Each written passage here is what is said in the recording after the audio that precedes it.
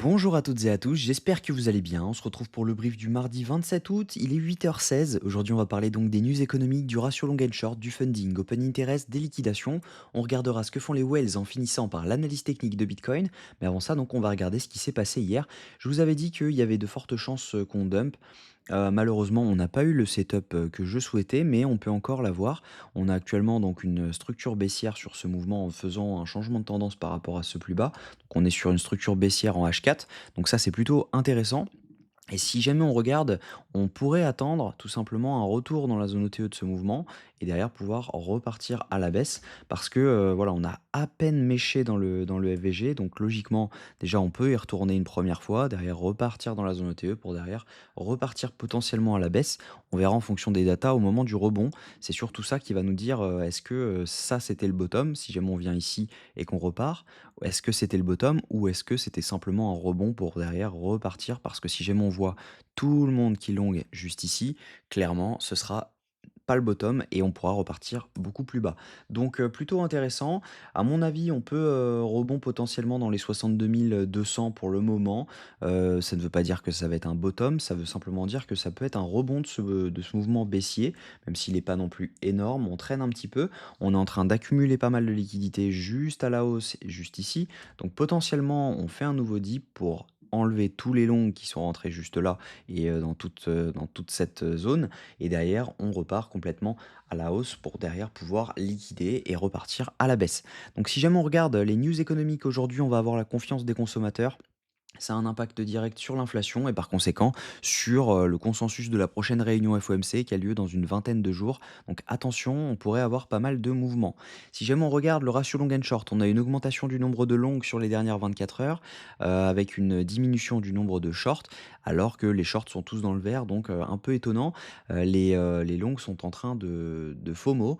Donc clairement, c'est plutôt encourageant pour pouvoir avoir un dump.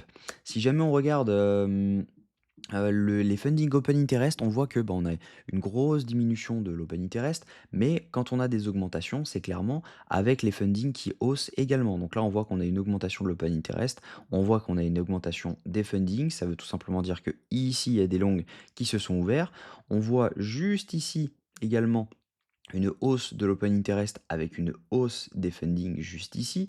Donc clairement, ce sont des longues qui se sont ouverts. On voit également ici que ce sont, on voit une hausse de l'open interest avec une hausse des funding juste après. On voit un petit range. Donc clairement, on n'a pas de forcément de shorts qui se sont ouverts.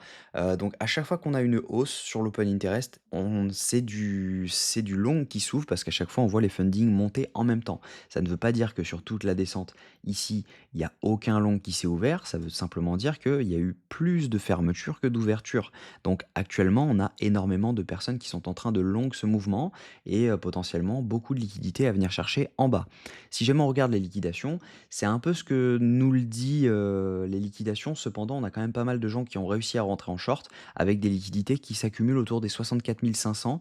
Donc c'est ce que je vous disais, les 64 500, ça pourrait nous donner juste cette zone-ci, donc retour dans l'OB.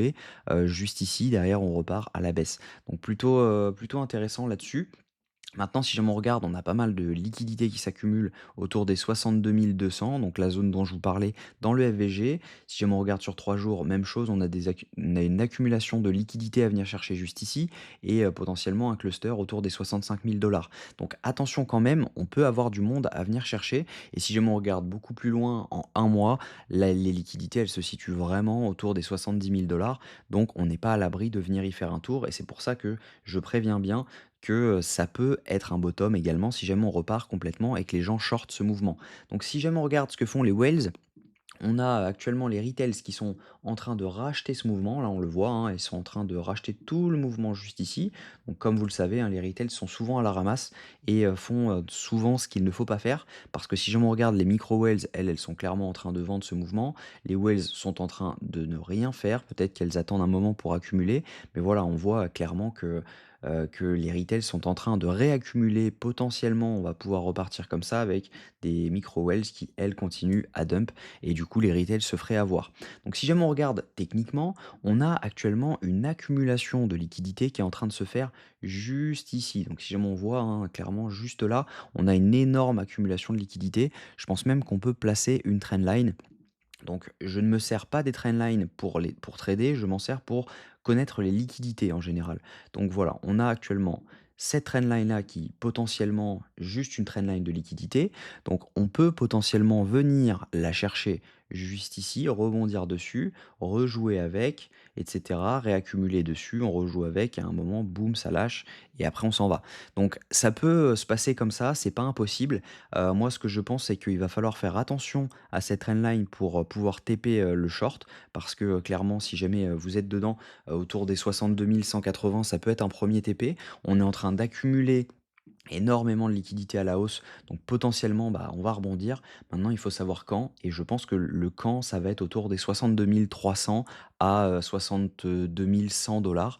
Il y a des chances qu'on rebondisse dans cette zone pour derrière pouvoir repartir et potentiellement venir chercher au moins les 64 000 $ pour derrière ensuite pouvoir dump complètement si jamais les datas nous le concèdent.